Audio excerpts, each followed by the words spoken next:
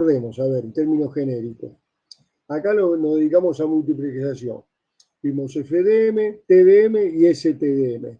Bien, redes ópticas, transmisión sincrónica, comunicaciones por redes ópticas, y sobre el final venía la jerarquía digital sincrónica, PDH, SDH. Ahí eso lo vimos a la disparada.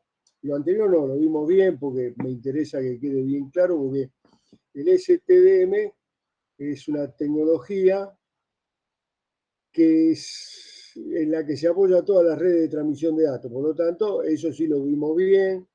¿eh? Recuerden que yo les dije, bueno, lo que hacíamos en todos los casos, esto de la suerte de jerarquía, era esto, es decir, volver a apilar, a modular los grupos de canales que previamente habíamos agrupado. O sea, hacemos el conjunto, después lo volvemos a modular. Entonces, se van de alguna manera a partir del grupo primario, viene el secundario, terciario, hasta el quinario. Lo que hacemos es volver a modular lo que antes habíamos agrupado con otras esto era en tiempo, ¿eh? ¿Se acuerdan que este dibujito era fundamental para entender ese TDM? ¿Se acuerdan? En total el Stalling. Habíamos hecho bastante sobre esto. Explicamos después de la parte que era un concentrador, bueno, redes ópticas, donde dijimos que este tipo de agrupamiento era fundamental para reposar, ser soportado por redes ópticas, ¿no? Les conté lo del tema del amplificador óptico, que hace muchos años era electrónico, pero que después logró, mediante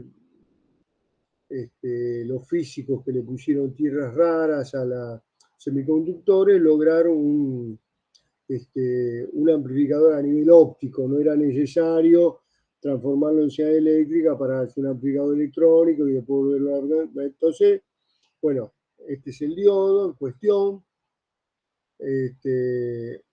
Y llegamos a la transmisión sincrónica. Sincrónica fue la que sucedió a la plesiócrona. Parece un pequeño detalle, pero les vuelvo a contar para recordarles que plesiócrona quiere decir casi sincrónica. No era totalmente sincrónica y por eso se llamaba PDH, plesiócrona. Fue superada por la SDH, que era la jerarquía digital sincrónica. ¿Y qué significaba esto de plesiócrona? Significaba que los relojes, porque acá lo que tenemos, ¿se acuerdan ustedes que en ese TDM era fundamental el sincronismo? Si no hay sincronismo, no hay método que aguante esto. Entonces, cuando surge esto, hace como 30, 40 años atrás, tranquilamente, 40 años atrás, cuando surge esto, en cada nivel de agrupamiento de canales había un reloj independiente del otro, con lo cual cuando se llegaba a un punto en el trayecto en el cual había que bajar, por ejemplo, como en este dibujo, 30 canales, había que demodular, es decir, volver al grupo original nivel a nivel, recorrerlo como muestra esta figura escalonada, demultiplexar, escalón a escalón, nivel a nivel, y volver después, una vez que de los 30 canales sacamos 10 canales que nos interesaban para la bajada en ese lugar físico, en esa localización, en esa localidad, volver a multiplexar hasta llegar a los 140 megabits, lo cual lo hacía muy ineficiente. Entonces, bueno, se trabajó y se logró que en cada equipo hubiera un único reloj que comandaba todas las acciones, no eran propios de cada nivel de multiplexación. Eso por un lado, pero resulta ser que a pesar de esto, siempre hay una posibilidad de que se corran el tiempo porque los relojes porque van envejeciendo, porque el material era distinto en el cual el reloj electrónico estaba montado, basado, mejor dicho. Entonces, se tenía que tener un método de asegurarse que el sincronismo fuera completo. Para ello hubo que recurrir a un método que yo les comenté, los contenedores virtuales. Entonces, esto es el panorama general de por qué lograr un método más eficiente como resultó de ser el SDH y que además lograba agrupar mucho más canales. Fíjense que llega a 622 megabits por segundo de 30 canales.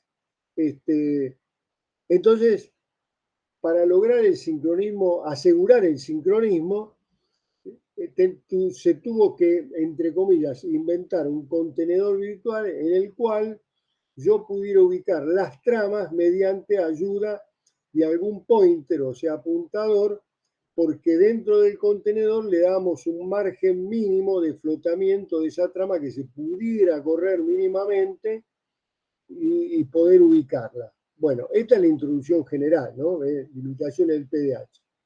Acá los PDH nos permiten pasar directamente de la velocidad del grupo cuaternario 140 a uno de menor en forma directa, debido al funcionamiento asincrónico o plesiócrono, mejor dicho, que es casi sincrónico, que requiere ir descendiendo de nivel en nivel hasta llegar al deseado. Falta de flexibilidad. Además, baja capacidad de control, lectura de la trama para cada origen jerárquico, sistemas propietarios, aplicación limitada de demás. Entonces esto cae en desgracia y empieza la historia y características, que esto está sacado del libro de Castro Nestal, y yo les conté que también, como suele pasar en todos estos casos, hay varios estándares, no uno solo, porque Estados Unidos se larga por la suya, como siempre en los laboratorios de la Bell, crea el sistema SONET, que justamente significa redes ópticas sincrónicas, SONET, ¿no? Porque esto está, repito, reposando sobre la posibilidad del ancho de banda de las, de las redes ópticas. Recuerden ustedes que la norma europea, el mínimo agrupamiento de canales digitalizados es 2 megabits por segundo, el canal E1, mientras que los americanos, por usar en vez de 8 bits por cada muestra, 7 bits, y agrupar en vez de 24 canales, en vez de 30, el resultado es que tenemos un canal de banda ancha T1, T de Timoteo, en 1.544. Entonces, había que resolver la incompatibilidad entre los dos.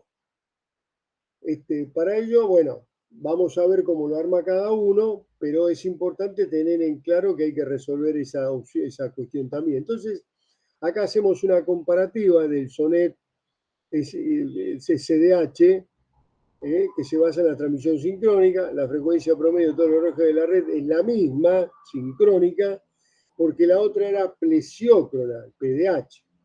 Esto sincrónica significa que el reloj se refiere a un punto de referencia muy estable y para ello es necesario alinear los flujos de datos o sincronizar los relojes como hace SDH. Esto dice, en las situaciones en que la frecuencia de referencia podrían variar, porque como dije, los relojes tampoco son perfectos, SDH utiliza apuntadores para que los flujos puedan flotar dentro del paquete de carga útil, que es el famoso tema de los contenedores.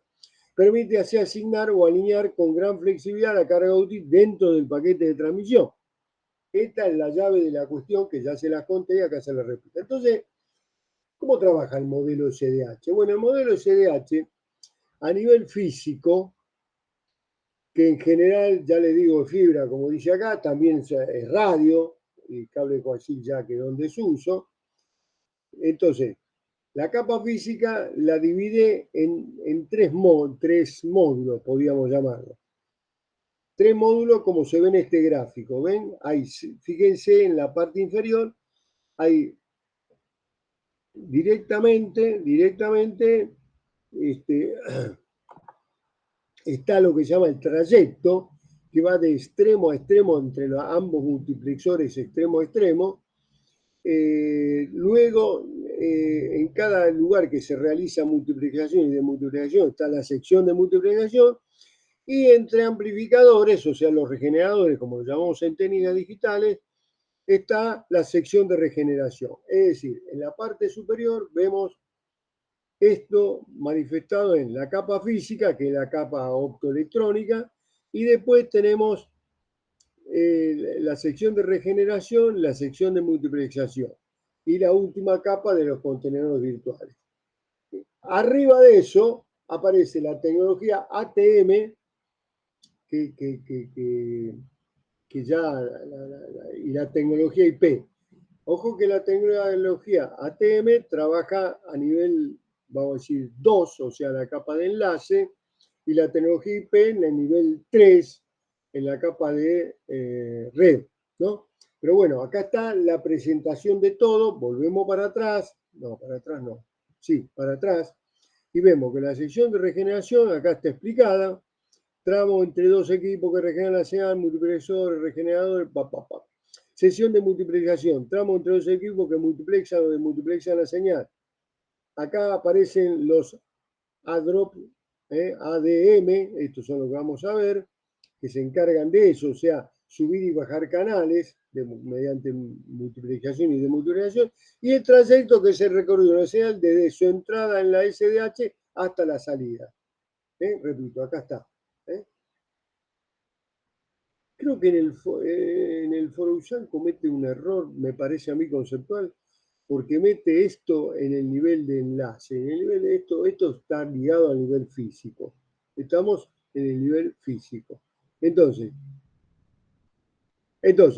esta es la presentación del escenario general del modelo en capa del SDH. Ahora, vamos a ver esto asentado en redes ópticas, cómo son las topologías.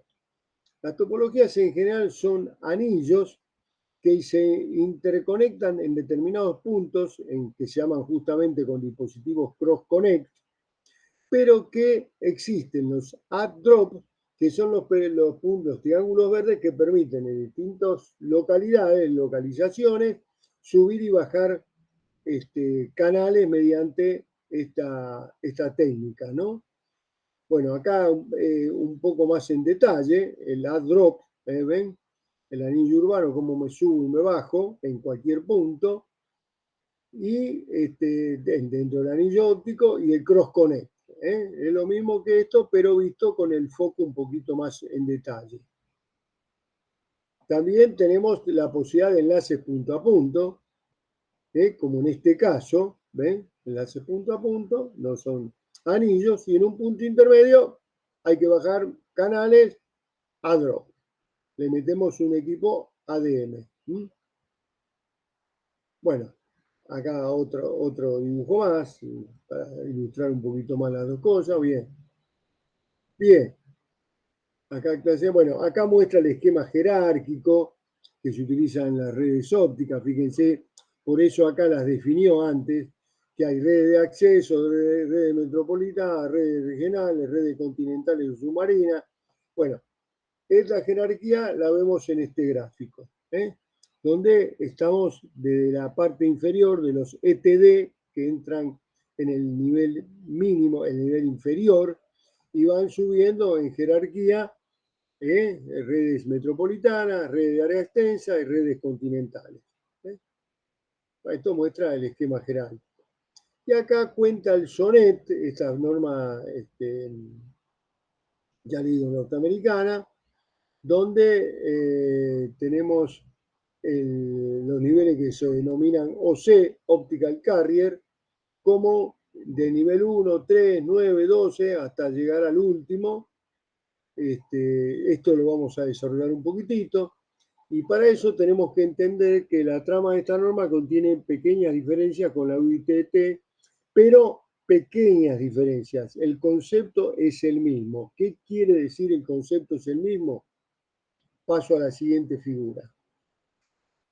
Sobre un canal, les dije el otro día, atención, que los bits se transmiten en forma, como ustedes saben y han respondido algunos, en octetos, que se transmiten en serie por el canal o medio, sean T1 o E1, que terminan en ATM, y se convierte en un formato estándar. En la norma estadounidense se llama STS, orden N, pero para facilitar su documentación, el canal es el caño ese que se ve en la parte superior, donde los bits van uno a continuación de otro, pero enmarcados en flags. Pero algo más que flag, que es lo que vamos a ver ahora. La unidad básica de transmisión es el paquete trama de carga útil, que es lo que estamos viendo ahí. Esto en el medio físico va como se muestra en el canal, pero para documentarlo recurrimos a la representación bidimensional. Bidimensional quiere decir que es tipo matriz, filas y columnas, como ustedes pueden ver ahí. Acá lo presenta en forma genérica, n filas, m columnas. Recuerden que F es el flag y O es el octeto, es decir, fíjense cómo eso que está en el canal se baja a una documentación que para ser entendible es bidimensional.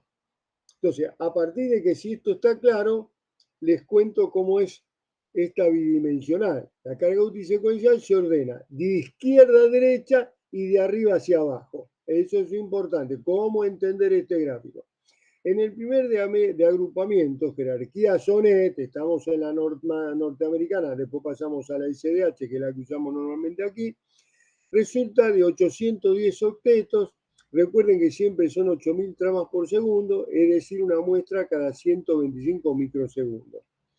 Eso es cómo se agrupan los octetos.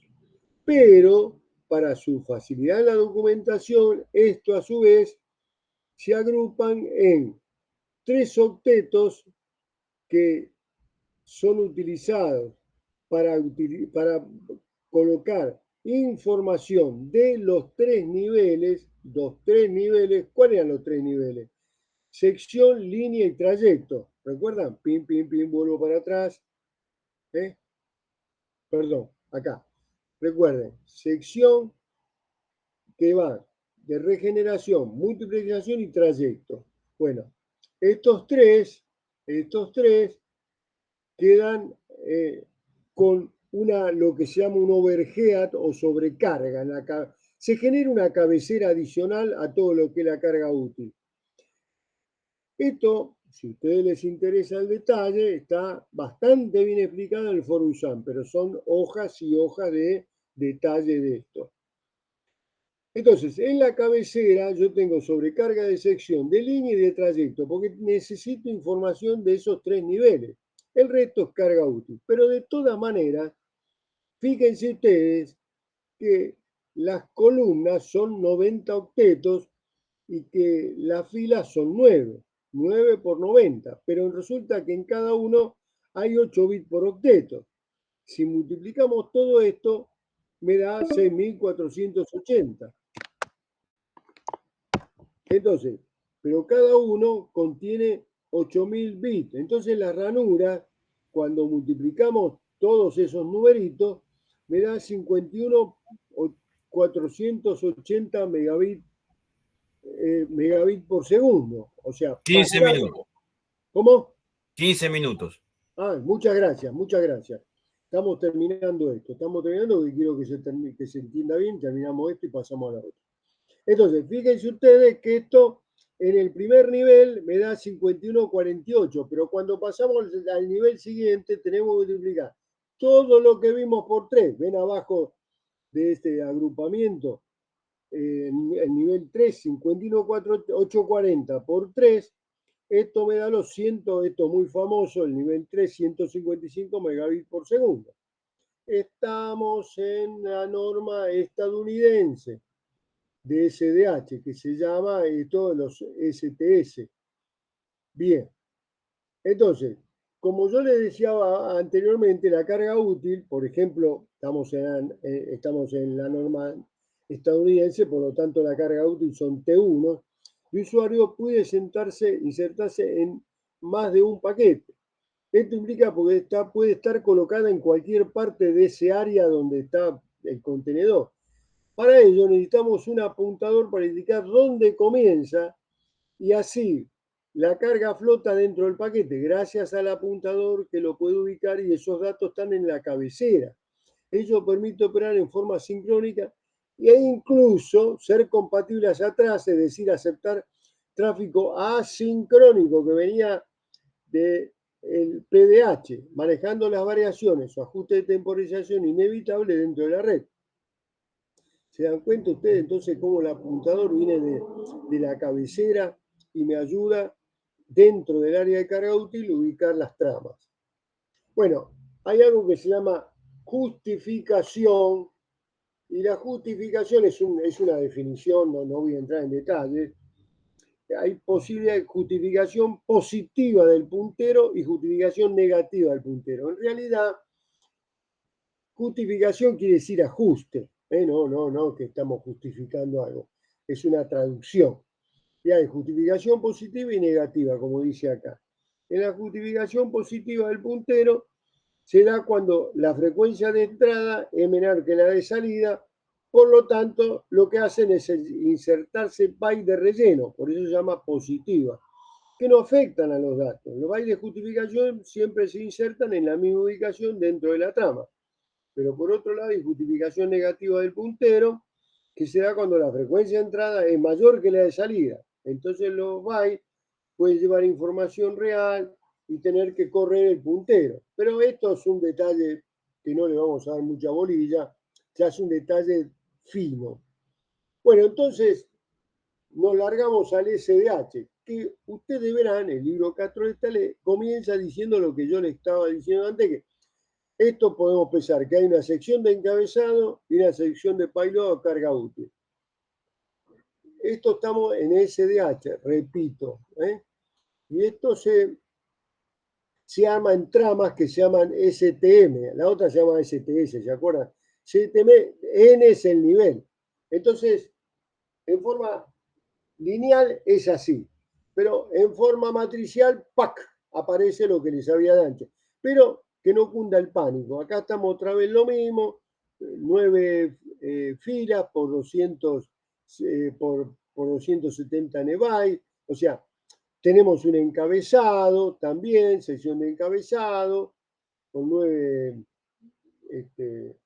columnas. Bueno, entonces el STM, lo importante es llegar a 155 megabits por segundo, como les dije antes, porque es el que está compatible con el estándar norteamericano. Y ahí acá abajo está la cuentita, que no se las voy a repetir. ¿Se acuerdan que por fila, por columna, 8 bits por byte, 8000 muestras por segundo, pim, velocidad del STM1, 155, 820. O sea, es lo mismo que vimos antes, no entremos a... Acá está la jerarquía STM1, que arranca en 155, y termina con N64 en allá 40 gigabits por segundo. Entonces, este es el sistema SDH que transporta las señales tributarias habituales en los sistemas operacionales y da cabida a nuevos servicios. Hay 5 niveles jerárquicos. Bueno, acá otra vez repetimos el esquemita, ¿se acuerdan? De 3 niveles: camino, path, línea, sección de regeneración. Estamos repitiendo lo mismo que antes. Recordemos que esto tiene cabida PDH dentro de esos contenedores, acá está contado, y acá están, ven, se dan cuenta, SONET y PDH. Fíjense que ustedes que esto se engancha en los 155 megabits por segundo, es decir, sobre el estándar en el norteamericano y el estándar europeo o de la UIT, en el nivel 155 es donde se enganchan los dos estándares, por eso dije que era tan importante. Bueno, esto es ilustrativo, sepa que existe, si alguna vez lo necesitan va a tener que ir a buscar al libro, pero sepan que existe y cómo llegamos a esto.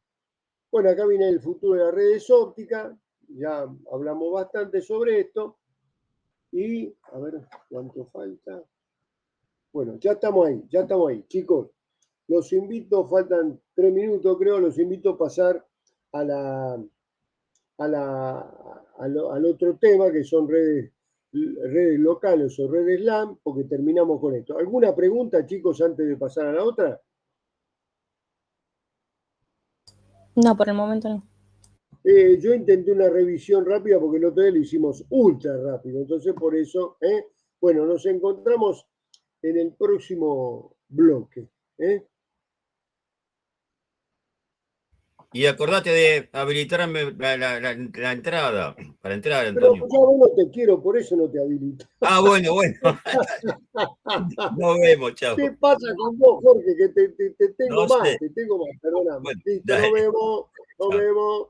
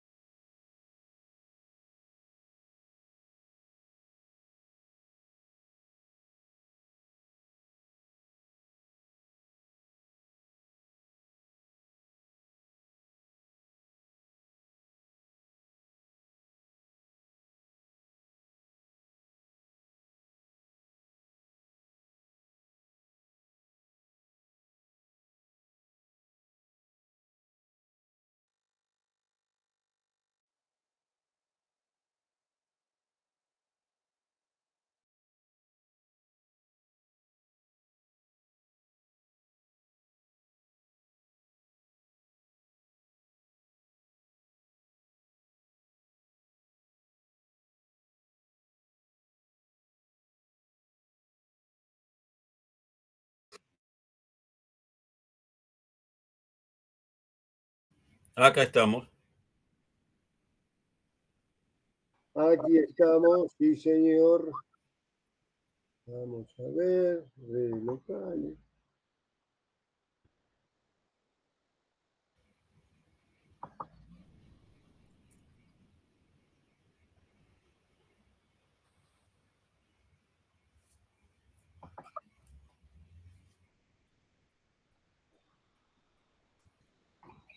Bueno, chicos, ¿se me escucha bien ahí? Sí, sí, se escucha bien. Perfecto, gracias, gracias. Bien, bueno, ahora vamos a entrar, como yo les comenté alguna vez al comenzar la materia, es idea de que eh, al final de esta asignatura ustedes lleven los conocimientos mínimos necesarios para abordar redes locales. ¿Por qué digo mínimo? Porque cuando empecemos el próximo cuatrimestre, que van a usar redes, vamos a retomar en este momento, ¿no? O sea, redes locales, ¿no? Redes LAN, Local Area Network, las cuales, como dijimos al principio, son aquellas que tienen una cobertura, entre comillas, limitada, y digo entre comillas porque vaya uno a saber dónde terminan, pero si uno piensa en el orden de menos de 100 metros o por ahí, estamos en ese entorno, un poquito más, porque después vienen las de alcance medio y las redes WAN, las redes de área amplia, que es lo que vemos en cuatrimestre que viene con más profundidad, con total profundidad, ¿no? Entonces, en este caso, vamos a tener una visión a media escala de redes locales para terminar el cuatrimestre que viene. Y bueno, cuando estamos hablando entonces de redes locales, como el área de cobertura limitada quiere decir limitada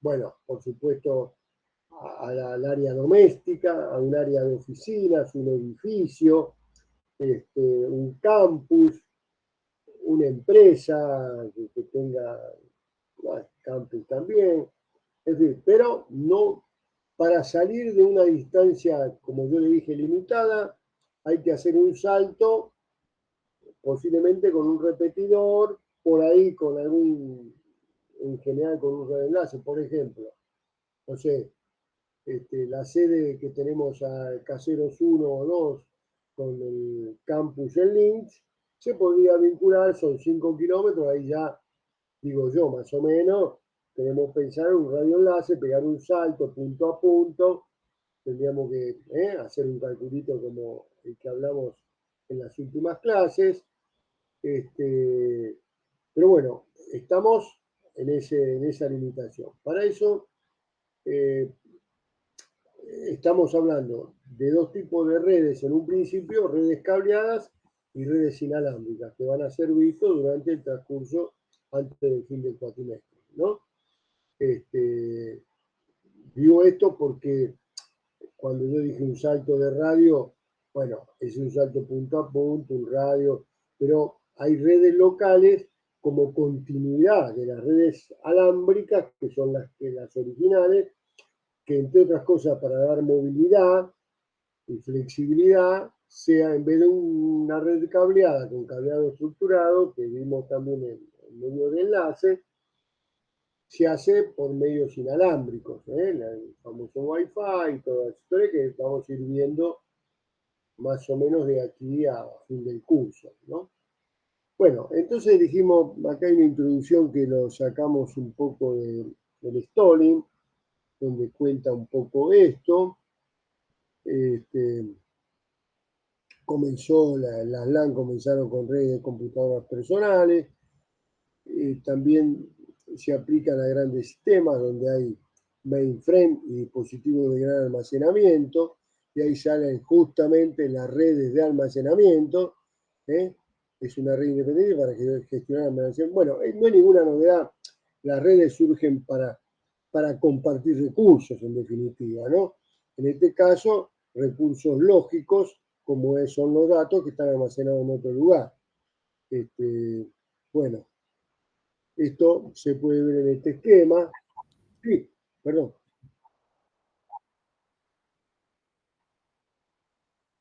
¿Cómo no están viendo la pantalla? No. Perdón, me lo habían dicho antes. Oh, discúlpenme. A ver, ¿cómo es esto? Ah, claro, porque entré de nuevo y no compartí. Discúlpenme, sí, queda todo. Soy una atropellada. Disculpe.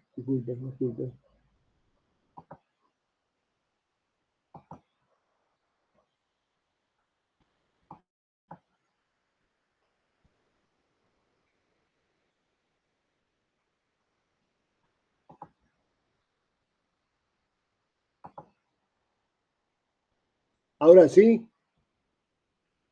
Sí. Bueno, disculpen, pero no, en la vorágine atropellado que soy yo, bueno, estábamos, pasamos dos nada más, esta, que estamos dando red de almacenamiento y la estructura que podían tener con servidores, mainframe, esta es la plantilla básica de la cual se puede, sobre la derecha ven cómo se pueden agrupar los dispositivos de almacenamiento. Esto básicamente es lo que se usa en cualquier red local de gran porte, digamos, no una red local que se arma en la casa de uno, ¿no? Bueno, entonces, justamente acá dice, las oficinas usan LAN para proveer conectividad básica, aumentar la velocidad y potencia de las PC individuales, y para grandes organizaciones, lo que decíamos recién, esa planta de infraestructura es necesaria ante la necesidad de transferencia de grandes volúmenes de datos, ¿no? Esta que está aquí.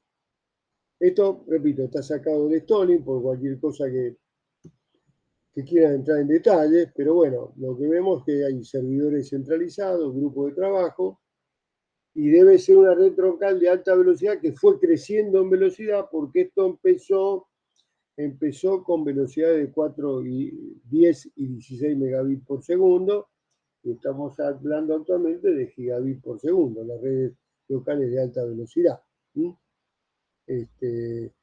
Bueno, acá por ejemplo, de utilización. Bueno, para un diseño de una LAN, a la hora de decir, bueno, vamos a hacer una LAN, ¿qué hay que definir?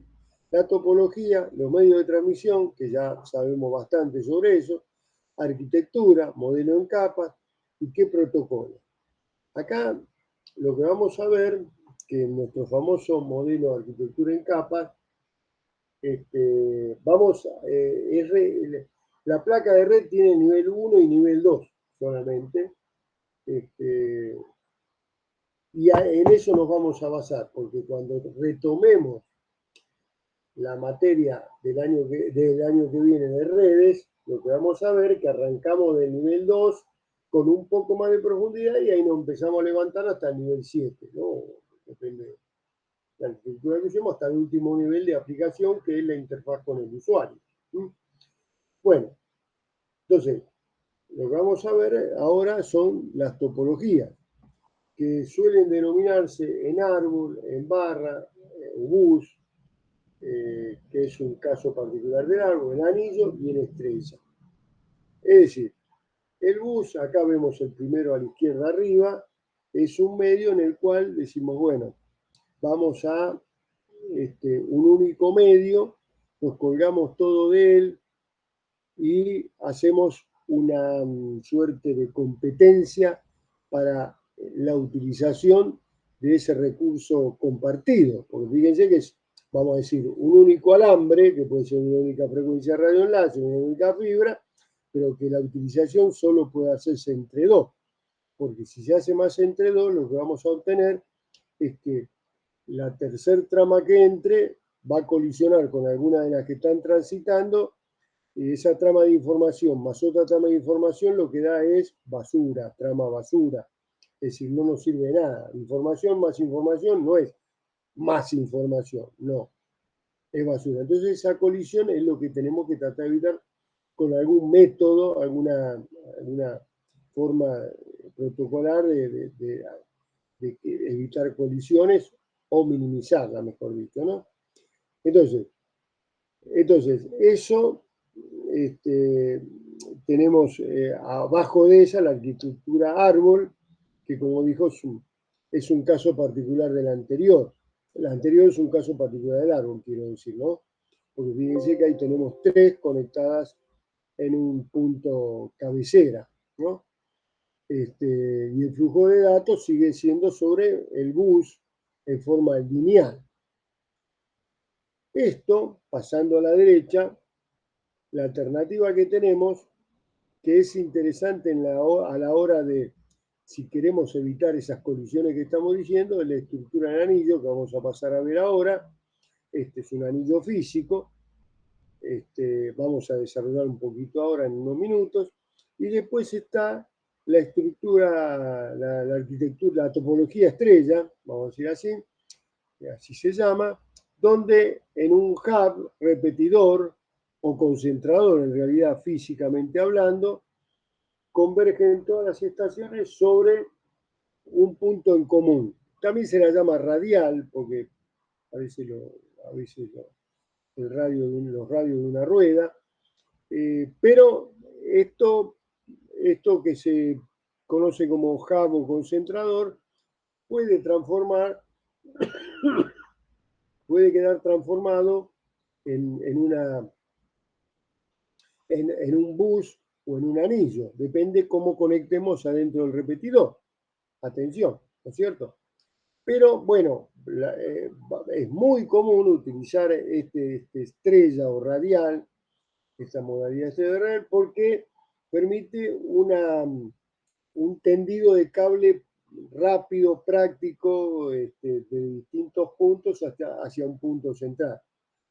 Ese tendido hace de que físicamente, visto de afuera, sea la topología más común que por ahí no podemos usar. Pero repito, esto puede en el interior del concentrador ser transformado en un bus, si tenemos un único conductor o placa conductora, o convenientemente ponerlo uno a continuación del otro y transformarlo en un anillo. Bueno, vamos a ir viéndolo, vamos desgranando los temas Entonces la barra bus o árbol, que en definitiva dijimos que eran muy parecidos entre sí, vemos que opera en modo multipunto, la transmisión se propaga a través de un medio único, todas las estaciones se escuchan, hay necesidad de identificar el destino, cada estación tiene una única dirección, vamos a ver cómo se arma.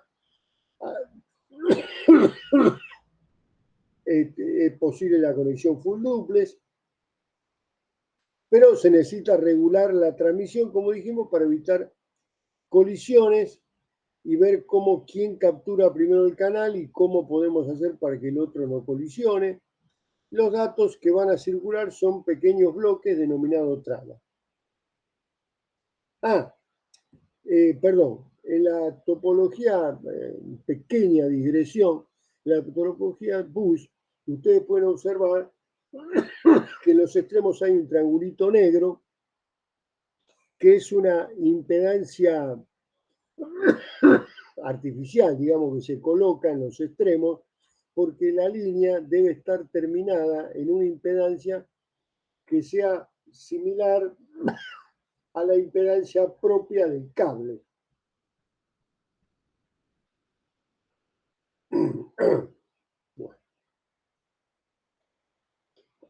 Bueno, esta garganta cada vez está peor. Bueno, si esto no fuera así, las señales que están fluyendo por el cable llegan al extremo abierto sin la impedancia de terminación, volverían reflejadas al cable y generarían colisiones adicionales.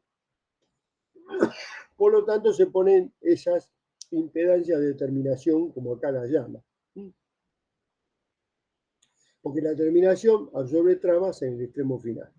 Entonces, veamos, acá la estación C decide mandarle una trama a la estación A y por lo tanto necesitan, además de la información del usuario, una cabecera con las direcciones de esa estación.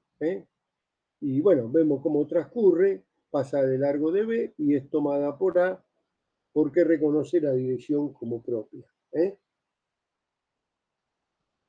Entonces, esto es la transmisión en una LAN bus. Pasamos al anillo. En la topología del anillo vemos que, perdón, voy a pasarla, ven acá. Fíjense que cada estación tiene una conexión particular al anillo, porque el problema del anillo, si no tomamos recaudo, una estación queda mal y me puede bloquear el anillo, me lo inutiliza, digamos. Por lo tanto, ese rectangulito negro con el cual se coloca no es un simple retorcido de alambres o cosa por el estilo. Ahí hay algo que permite hacer esa derivación, donde los repetidores están unidos por enlaces únicos punto a punto, enlaces cerrados, pero ahí se reciben datos de un enlace y se retransmite al otro. Es decir, acá los enlaces son unidireccionales, fíjense en el gráfico, van girando en el anillo. Los datos también están organizados en trama, circula por todas las estaciones. El destinatario reconoce la dirección, copia la trama circula hasta que la fuente lo remueve. Es decir, fíjense acá, la estación C va a enviar un mensaje también a la estación A. Esta trama en la cabecera lleva la dirección, cuando pasa por B, justamente en la conexión se reconoce si la dirección de destino es la de esa estación y si no lo es, como sucede en este caso, fíjense ustedes, es reinyectada en el anillo. Si esa estación quedara mal, automáticamente ese dispositivo la puentea para no bloquear el anillo. Entonces, pero en este caso no está funcionando bien, la reinyecta en el anillo, cuando llega A verifica que es para ella, saca una copia, la vuelve a reinyectar en el anillo, porque esto sirve a la estación C, porque en esa trama le cambió un bit que es como una suerte de acknowledge, es decir, recibido bien, Y esto, cuando llega a la estación C, es reconocido ese bit y además de reconocerla, además de reconocer que ha sido bien recibida, con lo cual es un acknowledge positivo, la saca de circuito, la saca del circuito del anillo que gira, que está girando y vuelve a colocar, como se dice vulgarmente en algunos ejemplos didácticos, la trama está circulando como una locomotora a la cual hay que engancharle vagones. Bueno, cuando llega a la estación C, le desengancha los vagones y larga la trama pura que va explorando por las distintas estaciones. Por supuesto, es necesario, y ahí viene la complicación del anillo, que una de estas estaciones haga de gestión del anillo, porque, por ejemplo, algo tan elemental como que si se daña el campo de direcciones, la dirección que queda resultante puede ser cualquiera, y por lo tanto ese token que está dando vuelta quedaría eternamente dando vuelta porque no reconoce la dirección de destino. ¿Y qué es lo que hay? Otro bit que la estación administradora reconoce como que si ese token pasó 2 veces por ese lugar seguido, es que no ha sido reconocido y por lo tanto liquida esa trama, porque, repito, si no quedaría eternamente dando vuelta por anillo y nos anularía la red directamente, ¿no? Bueno, eso no está muy explicado acá, pero yo se los cuento cómo funciona el anillo. Si queda alguna duda, me la preguntan, ¿no? Pero bueno, por todo esto que les conté, estación de gestión, posibilidades de bloqueo de anillo, una serie de cuestiones, hay una gestión del anillo que complica el buceo. Esto es bueno porque acá no hay colisiones, pero complica la gestión de la red, por lo tanto, esta red que era el paradigma de IBM, en los últimos 30 años lentamente fue cayendo en desuso y quedan pocas redes en anillo, ¿no? Bueno, la topología de estrella, como le dije, tiene un direccionamiento a un nodo central. En general es un enlace punto a punto bidireccional. El nodo central maneja mensajes destinados a todos. Es una estrella física, pero puede ser una barra lógica, es decir, un bus adentro del concentrador. De manera tal que siempre solo puede transmitir uno por vez. El nodo central puede actuar como conmutador de trama. Vamos a verlo más adelante. Vamos a ver para qué. Puede ser o no. Bueno, acá viene la ventaja del anillo, la estrella, la compara. Estos son dos cosas, ya digo, el anillo desapareció, así que ¿para qué invertir tiempo en defender al anillo, pobrecito, no? Bueno, entonces, si hay que elegir una topología, debemos tener en cuenta la confiabilidad, expandibilidad, rendimiento y considerar el contexto. Medio de transmisión. Bueno, esto ya lo vimos, arrancó con los viejos pares telefónicos, después lo fueron mejorando con los pares trenzados del estándar TIA e IA, que ya vimos, categorías 5, 6 y 7 ya ampliamente difundidos, pueden ser no blindados o blindados, que son los medios de transmisión típicos. Esto nace con cable coaxil de banda base y banda ancha.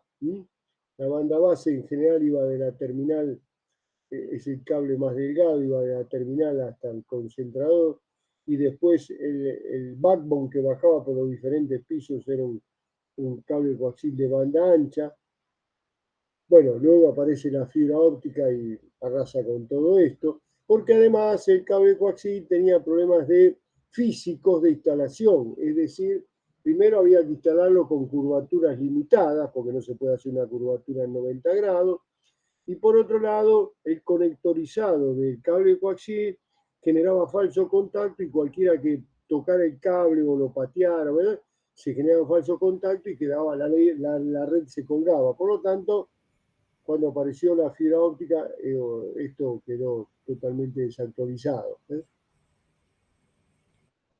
Las primeras fibras ópticas parecían caños de hierro que había que doblarlo con una dobladora especial, era más duro que una roca. Exactamente, por todo eso es que cayó en desuso el cable coaxil, por ahí hay alguna pérdida por ahí, pero bueno, durante un par de décadas fue muy utilizada, muy utilizada. De forma tal que por eso los estándares, ahora cuando lo veamos, están referidas al cable coaxil, el original, el que les comenté recién. Los estándares vamos a ver que están referidos a eso. Bueno, la arquitectura está tan definida por los, como le dije antes, las capas inferiores del modelo OSI, es decir, la capa física 1 y la capa 2.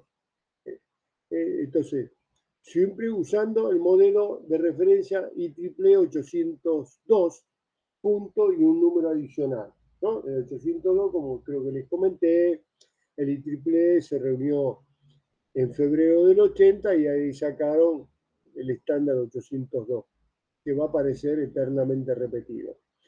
Y esto tiene capa física, que la capa física tiene dos subcapas también, porque dice capa 2 tiene dos subcapas, que son muy importantes, la de control de acceso al medio y el control de enlace lógico. Control de acceso al medio, en inglés MAC, y Logical Link Control, control de enlace lógico. La capa física también va, repito, también vamos a ver que tiene dos subcapas, pero no están tan diferenciadas como estas dos. Estas son importantísimas. Bueno, acá vemos el esquema, analicémoslo un poquito. Modelo de referencia de la OSI, ven que los últimos dos niveles son los que utiliza el IEEE, la 802, el estándar, donde vemos que, bueno, el físico, lo vamos a ver un poquitito ahora, y bueno, aparece como uno, pero no es uno, son dos. Y el otro está el MAC y el LLC. Fíjense que el MAC es el que está, obviamente, más cerca del medio físico, por lo tanto se la va a tener que ver con el medio físico, tratando de que las funciones lógicas queden concentrados en el LLC, Logical Link Control, y que todo lo físico lo haga el control de acceso al medio, liberándolo de la carga de eso a la... O sea, hay una separación de funciones. Observen ustedes que en la parte superior, como debería ser, lo que es lógico, tiene que tener puntos de acceso al nivel lógico, SAP, punto de acceso del servicio, L del Logical Link Control. Entonces, esos puntos tienen una dirección concreta donde van las primitivas de servicio direccionadas a ese punto. ¿Se acuerdan ustedes que estos niveles se vinculan entre sí a través de primitivas de servicio? Esas primitivas tienen que tener un lugar, un punto, un destino o origen. Entonces eso se direcciona de esa manera. Bueno, hasta acá entonces vemos que cumple. ¿Cómo se hace el entramado? Bueno, el entramado se hace como siempre con cabeceras y en algunos casos tráiler o cola. Ustedes observen que dentro de la trama MAC, adentro de ello está obviamente a continuación el LLC, la cabecera del Logical Link Control, y después la cabecera de red, que en este caso, por la generalidad de los casos, está la cabecera IP, después la cabecera de TCP y finalmente los datos del usuario. En el nivel 2 hay un tráiler que es el que se encarga del control de errores en general. En la cabecera de MAC vamos a ver que hay mucho de direccionamiento y algunos otros controles. Pero fíjense ustedes que entonces, adentro de la MAC, todo lo que hay, ¿no? Esto es lo que vamos a visualizar con algún sniffer que Jorge dispone, es decir, visualización de las tramas y sacar algunas conclusiones por si la red no anda, ¿no? Eso es lo más importante. Por eso este es el nivel que más le dedicamos tiempo entre el primero y segundo cuatrimestre, porque es el que más van a tener que visualizar ustedes y pelear. Bueno, dijimos, la capa física también está compuesta por dos subniveles. El subnivel de codificación y decodificación. Acá traslada los unos y ceros a señales eléctricas, acuérdense, codificación Manchester diferencial en general, genera y remueve los encabezamientos, extrae la señal de información para la temporización, recomponiendo la señal de reloj de transmisión, ¿no? Entonces, acá como que se las tiene que ver con todo lo que es físico recontrafísico, que son las señales eléctricas. El subnivel superior a este, en vez de codificación y decodificación, se llama justamente de adaptación al medio. ¿Por qué? Porque el medio puede estar en tres estados: libre, ocupado o hubo una colisión. Eso es básico. Entonces, ¿quién detecta eso? Este es un nivel. Y obviamente va a depender de la topología que estamos usando, que hemos visto hasta ahora, por todas estas cuestiones. Ahora bien, pasamos al nivel de arriba, que es la capa de enlace, subcapa MAC, control de acceso al medio. Esta justamente controla el acceso de las estaciones al medio, permite que los usuarios compartan el único medio disponible, sirve de interfaz a los niveles más altos, especialmente al LDC, que es el nivel lógico. Fíjense ustedes que, muy importante, control de flujo y control de errores.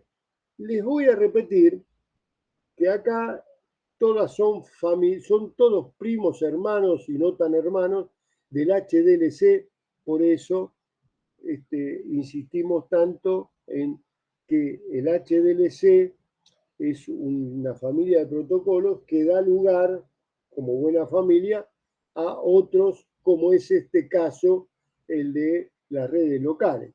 También para otras tecnologías va a ser usado, como el Friend Relay, ATM, para el mismo TCP/IP, todos usan, en el nivel 2 usan el protocolo HDLC, que nosotros lo vamos a ver en algún momento en detalle, incluso vamos a hacer algunos ejercicios. Bueno, no, pero eso es el cuatrimestre que viene. Pero bueno, entonces por eso es tan importante este nivel. Estamos en la subcapa MAC. Bien, acá también se arman las tramas con datos y campos para direccionamiento y detección de errores, dijimos. Esto es importante, direccionamiento. El receptor desarma las tramas, reconoce la dirección y detecta errores. Bueno, depende de la dirección de subida o bajada de las tramas. El manejo del acceso al medio de transmisión no existe en la capa 2 del modelo tradicional. Para la misma, LLC hay varias opciones de MAC. Es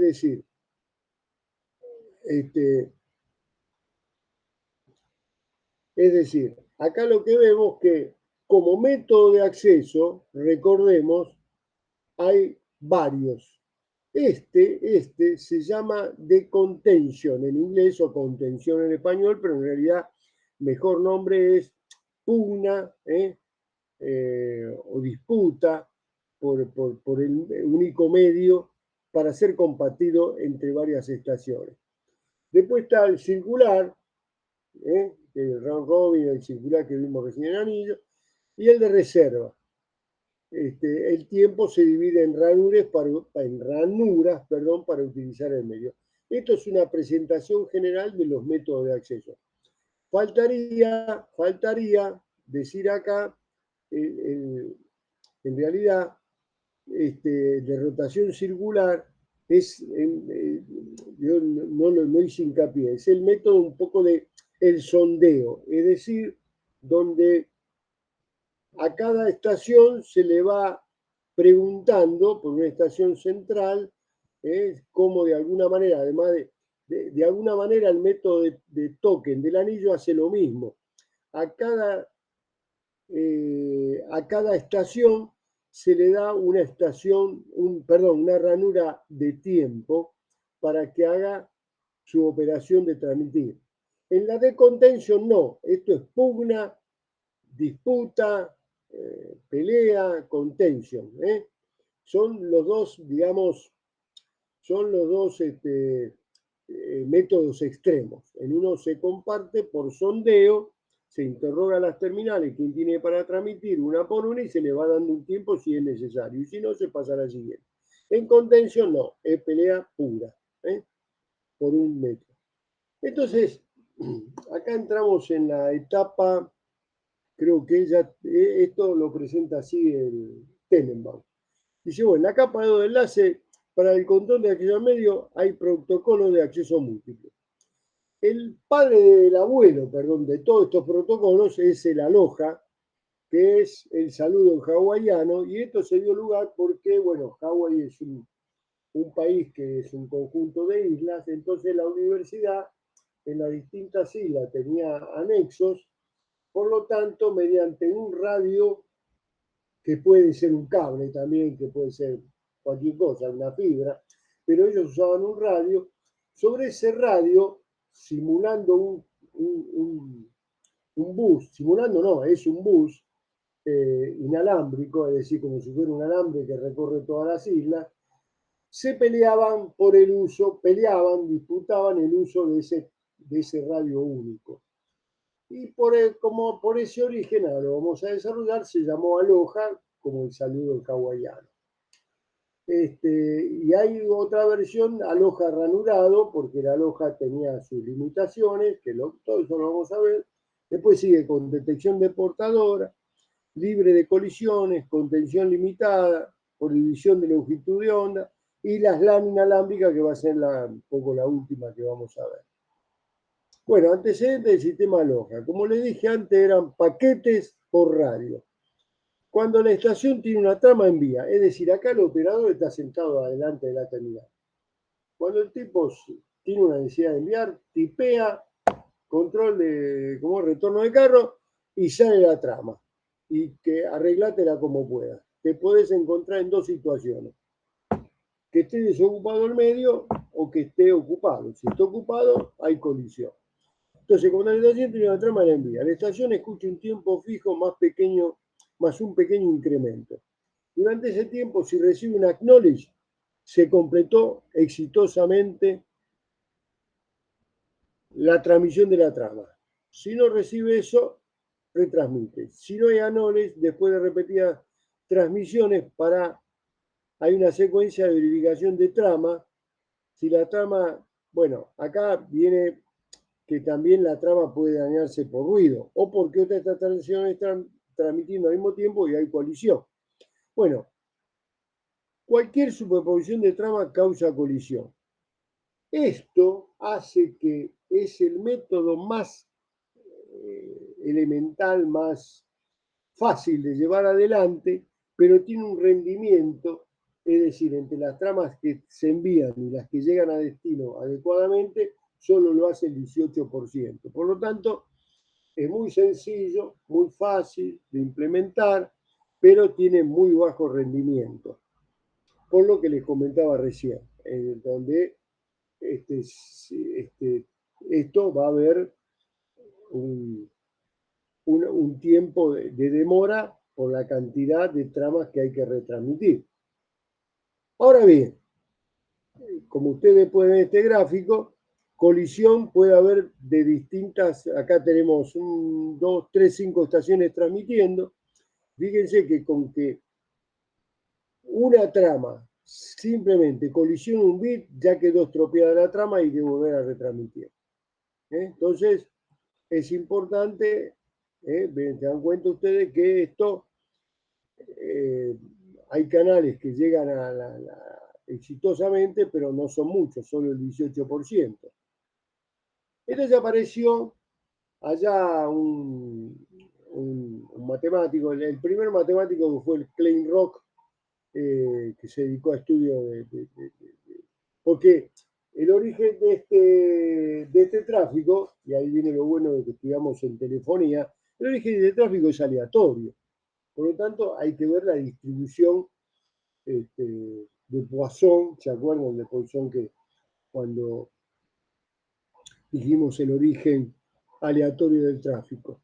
Entonces, se les ocurrió a alguien decir, bueno, vamos a poner tiempos fijos para meter la trama, no en cualquier momento. Cuando llegue una ranura, que se llaman slot en inglés, el tiempo total se divide en ranuras uniformes e iguales al tiempo de transmisión de una trama. Pero claro, esto tiene un problema, se necesita un reloj central que genere el sincronismo para que la transmisión de una señal comienza exactamente cuando llega la ranura. Las tramas se pierden o se superponen totalmente acá, en este caso. No evito bastante el tema de las colisiones. Y con esto duplico el rendimiento. Fíjense que pasamos de 18 a 37. No es para dejar de lado. Entonces, si ustedes me permiten, yo voy a adelantar un poco. ¿Dónde está? Acá está el gráfico. Fíjense el rendimiento, el aloja puro, fíjense que el máximo, fíjense que llega al 18%, mientras el aloja ranurado llega al 37%, el pico de la curva, se dan cuenta, ¿no? Donde en ese tenemos la velocidad real de transmisión por tiempo de paquete, es decir, qué cantidad de paquetes llegan realmente al receptor. Entonces, fíjense que el aloja ranurado es un intento interesante de realizar si es posible, ¿no? Bueno, vuelvo para atrás, discúlpenme. Bueno, ya está, llegamos al 37%. Entonces, nosotros dijimos que este método, el operador de la máquina lo metía en el momento que tenía disponible para mandar un mensaje, o lo mismo, pero respetando el clock que llega del comienzo de una ranura que tiene la duración igual a la trama permitida. Bueno, hasta ahí bien. Acá tenemos que Carrier Sense, esto significa método de acceso por sensado de portadora. ¿Qué quiere decir esto? Que nosotros antes de transmitir vamos a escuchar el estado del enlace. Carrier Sense. ¿Por qué? Porque de alguna manera se dispone de lo que yo a veces digo una oreja electrónica, en la cual si yo tengo una trama transmitida, el nivel eléctrico, es decir, voltaje, vamos a decir en términos bastante crudos, es uno. Cuando si hay una portadora que está transmitiendo dentro de los niveles normales. Si hay una colisión, ese nivel se incrementa. Entonces esa oreja electrónica de la estación que está por transmitir no lo hace. Por lo tanto, baja el nivel de posibilidades de conexión, de colisiones. Porque todas las estaciones reconocen inmediatamente que comenzó una transmisión, porque primero escuchan para ver si el medio está disponible, y en este caso, si está disponible, comienza a transmitir.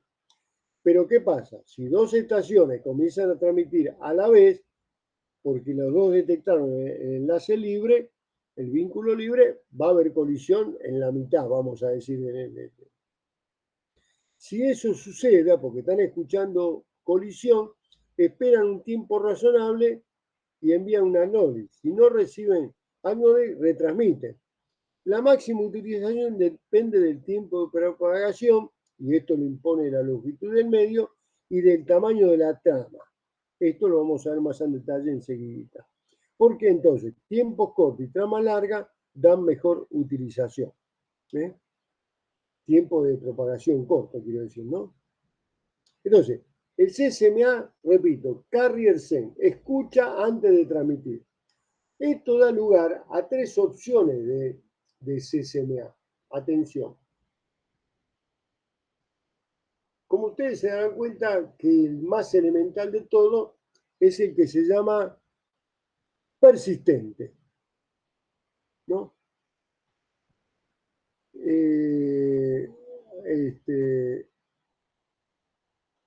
Perdón,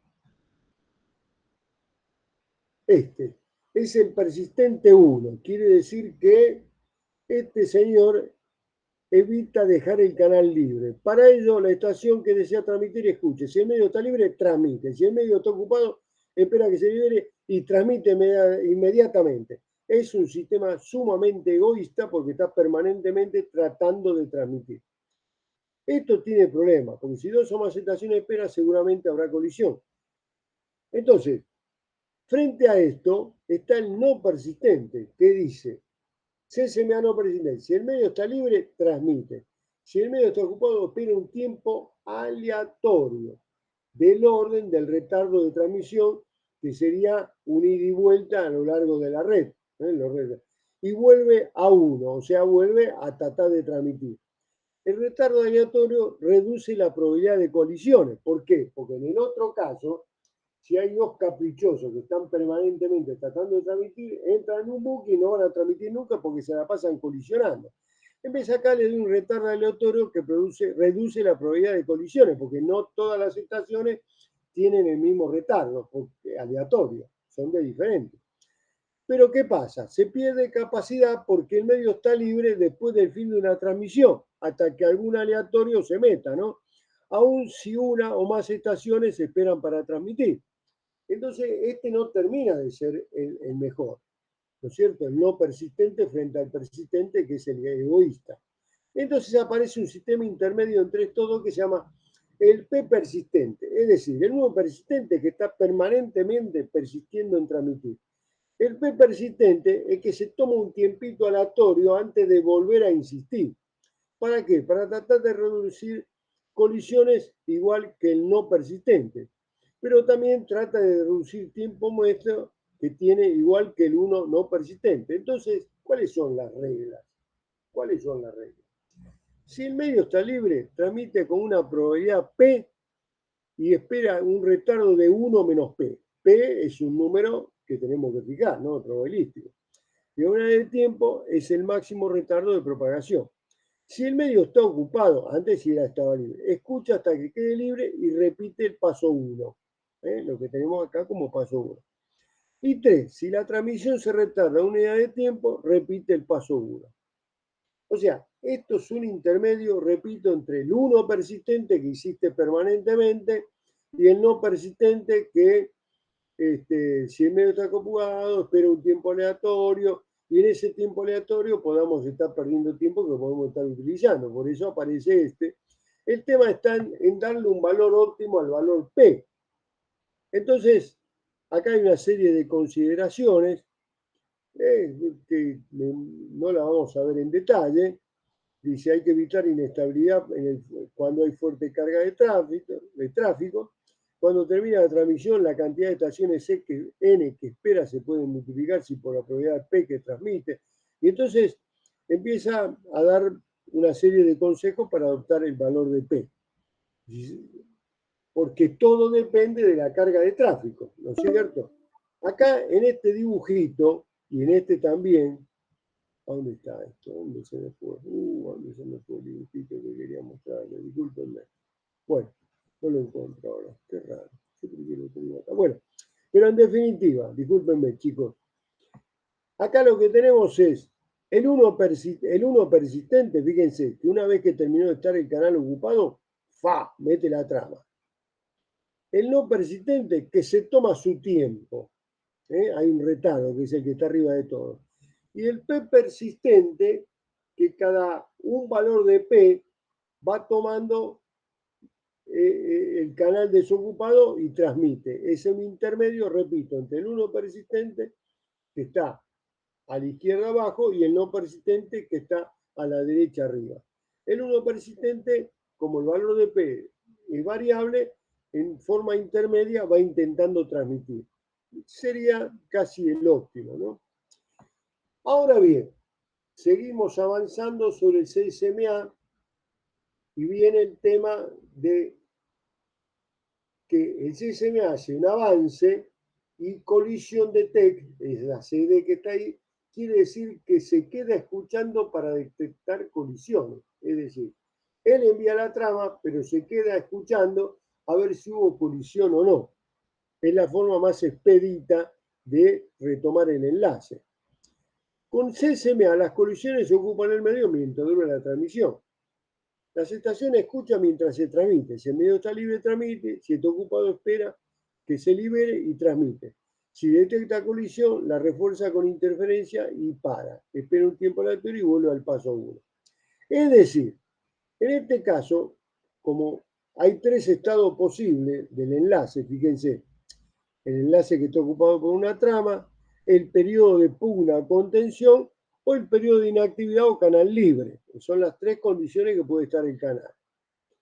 Ahora bien, esto dice que, bueno, si hay una colisión, en collision detect, 802.3 se llama este método, porque es el que se adopta finalmente.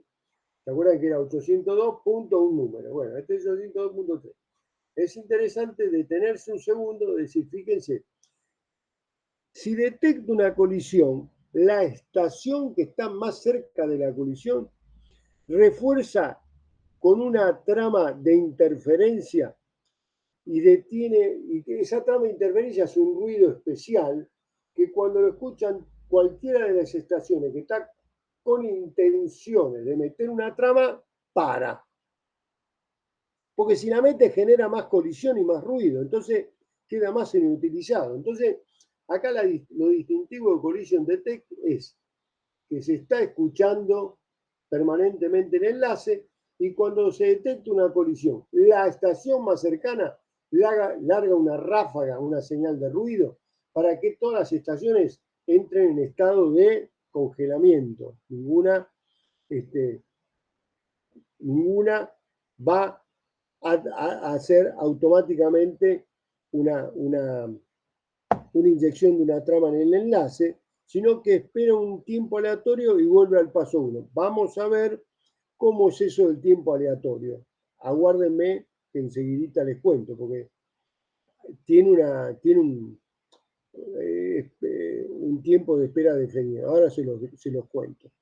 Entonces, bueno, acá fíjense ustedes cómo la CCMA fue en su distinta versión, persistente 1, persistente 0,5, persistente 0,1, no persistente, persistente 6,01. Fíjense cómo va aumentando el rendimiento con respecto al pobre aloja puro, ¿no? Esto interesante que lo analicen, está, les digo, tan en Tannenbaum en este gráfico, pero es importante. Entonces, ¿qué algoritmo se usa en la 802.3? Lo que se llama espera exponencial binaria. Bueno, lo que hace ante la avaricia de las estaciones, el tiempo desperdiciado por colisiones, entonces aparece el algoritmo de 802.3, que también lo usa Ethernet, que es la espera exponencial binaria para tratar siempre de evitar colisiones mejorando la estabilidad. ¿Cómo es este algoritmo de espera exponencial binaria? Bueno, si hay colisiones, intenta transmitir. En los primeros 10 intentos, lo que va haciendo va duplicando el retardo aleatorio. Y esto lo hace 6 veces más. O sea, fíjense ustedes que la estación hace 16 intentos. Los primeros 10 es fácil, doblando el retardo aleatorio. Una vez que se llegó a eso, se mantiene este retardo por 6 intentos más. Después de 16 intentos fallidos, anuncia error y se detiene. Si la congestión crece, la estación espera mucho para reducir la probabilidad de colisión. Bueno, el algoritmo 1 persistente, que era el más egoísta de todo, con espera exponencial binaria, cubre eficientemente un amplio rango de tráfico. Con baja carga, el 1 persistente garantiza que la estación toma el canal apenas se libera. Bueno, todo lo que vimos anteriormente. 10 minutos, Antonio. Opa. Bueno, con un bus, detección de colisiones. Y acá viene el tema que yo les decía, esto está graficado en el stalling de esta manera, esto que les estoy contando ahora. Y acá consideramos el flujo, todo lo que pasa, porque acá es interesante ver que en un bus con señal banda base, acuérdense, señal banda base, la conducción produce un mayor voltaje que la señal normal, y eso es lo que detecta la oreja electrónica. Esto sirve para detectar la colisión. La señal se atenúa con la distancia. Recordemos que la distancia límite, según el estándar, el cable coaxil original, el pobre viejito, era para el cable. Fíjense que se llama 10 base 5, porque transmite a 10 megabits por segundo, trabaja en banda base y la longitud máxima, el límite, son 500 metros. O bien, para las conexiones de los backbone que conectan los distintos pisos que yo les había contado. Dentro de cada piso, la distancia máxima con el cable coaxil fino, el otro era el grueso, son 200 metros. Por eso se llama 10 base 2, 10 megabits por segundo de aquella época, banda base 200 metros. En pared trenzado, topología de la estrella, la actividad es más de un puerto es una colisión. El dispositivo tiene una señal especial ante la presencia de la colisión, esa ráfaga que yo les comentaba, que la emite la estación más cercana que detecta la colisión. Esto está graficado temporalmente en el Stalling de esta manera y en el diagrama de flujo de esta manera, que le pido, ve que dice diagrama de flujo CCMACD, que los que yo le conté en palabra, acá están en un diagrama de flujo. El formato de la trama 802.3 es la siguiente. Hay un preámbulo de 7 octetos para lograr el sincronismo. Ese es el objetivo. Luego hay un comienzo, una marca de un bit de comienzo de trama, del delimitado de trama. Luego son 6 bits cada uno para la dirección MAC o dirección física, que vamos a ver cómo se arma. Atención, esta se la llama dirección física o MAC. En contraste con lo que vamos a encontrar cuando el cuatrimestre que viene veamos las redes, el nivel de red, el nivel 3, da la dirección lógica, el nivel 2, la dirección MAC. Obviamente está la dirección de origen, la dirección de destino, y después hay un subcampo pequeño de 2 bits que me dice qué longitud tiene esa trama, que ya vamos a ver el máximo, acá lo dice, es 1500, la mínima es 46, recuerden. Ah, ¿hay trama mínima? Sí, hay 46. Y si no se rellena, si no se llega a la mínima, se rellena con octetos adicionales vacíos. Pero tiene que haber una mínima por norma y vamos a ver por qué. Y la máxima es 1500. Bueno, ahí vienen el LLC, los datos de usuario o datos de usuario, un relleno de PA del 0 y al final la cola, secuencia, verificación de trama. Bueno, acá está contado esto, la trama de control, dirección de destino, PCRC, esto es lo que les conté recién. Y entonces acá viene lo interesante de las direcciones MAC. Ocupan 6 bytes, es decir, 48 bits. Si el primer bit es A1, indica que la dirección es una dirección individual, o si es 0, es una dirección de grupo.